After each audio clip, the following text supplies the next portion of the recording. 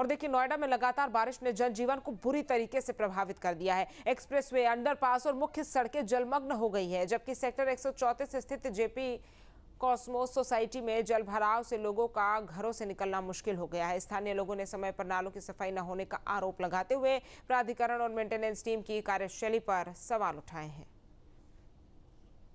नोएडा की सड़कें, underpass, expressway या बाजार हो या सरकारी दफ्तर हो, सभी पहली बारिश के बाद लबालब नज़र आ रहे हैं।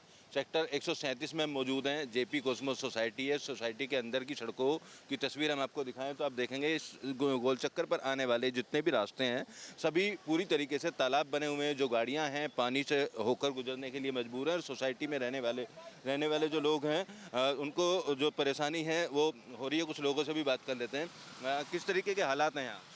हालात बहुत बुरे हैं। आधा घंटा लग गया है। मेरा घर यहाँ से आधी किलोमीटर है। आधी किलोमीटर पार करने के लिए भी अब मुझे सोसाइटी से आना पड़ रहा है। गांव तो ऑलरेडी डूबा हुआ है। पानी कम से कम 2-2, 3-3 फुट ऊपर आ चुका है और बेसमेंट में भी पानी जा चुका है। जहाँ गाड़ी की पार्किंग है ना, आधे शीशे तक गाड़ी की पार्किंग में भी पानी भर चुका है कंप्लीट रूप से। और बाकी सब नाली तो ब्लॉकेज है। कैसे जिम्मेदार मानते हो, प्राधिकरण या बिल्डर? प्राधिकरण, बिल्डर दोनों ही जिम्मेदार है। प्राधिकरण को 10-10 बार हम लिख के दे चुके हैं। जो इनकी नालियों की सफाई है वो टाइम से नहीं हो पा रही है। इवन इंजीनियरिंग इश्यूज है नालियों में कि उनका एक साइज प्रॉपर होगा, वे प्रॉपर होगा, उनमें ब्लॉकेजेस हो जा रही हैं टाइम से। जो हमारा गार्बेज है, गार्बेज कलेक्शन नहीं होता। गार्बेज जो है नालियों में फंसा पड़ा हुआ है।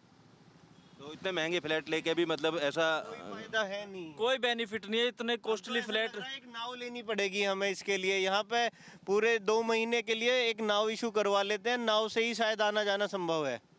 देखिए परेशानी है और कई जगह लोगों की गाड़ियां भी खराब हुई हैं। सामने का रास्ता मैं आपको दिखाऊं, गाड़ियां आती हुई दिखाई दे रही हैं आपको। पानी के बीच से निकलकर तमाम गाड़ियां आ रही हैं। स्कूली बच्चे भी गए थे, कुछ स्कूल भी खुले हुए हैं। उनको बच्चों को लेने के लिए तमाम जो पेरेंट्स हैं वो जगह जगह खड़े होकर इंतजार कर रहे हैं। और हालात जो हैं बद से बदतर पहली बारिश में हो गए हैं। जो स्थानीय लोग हैं उनका कहना है कि प्राधिकरण इसलिए जिम्मेदार है कि नालों में जो पानी की निकासी है वो सही से नहीं हो पाई है। सभी नाली और नाले जो हैं चौक हुए पड़े हैं और इसी तरीके के हालात हैं।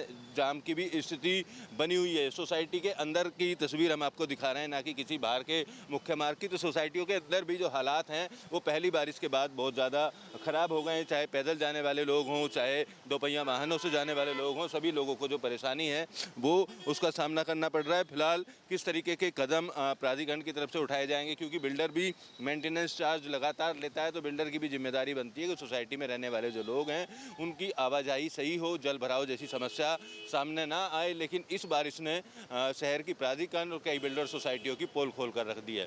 वीडियो जर्नलिस्ट जयराम यादव के साथ अमित चौधरी, न्यूज स्टेट नोएडा।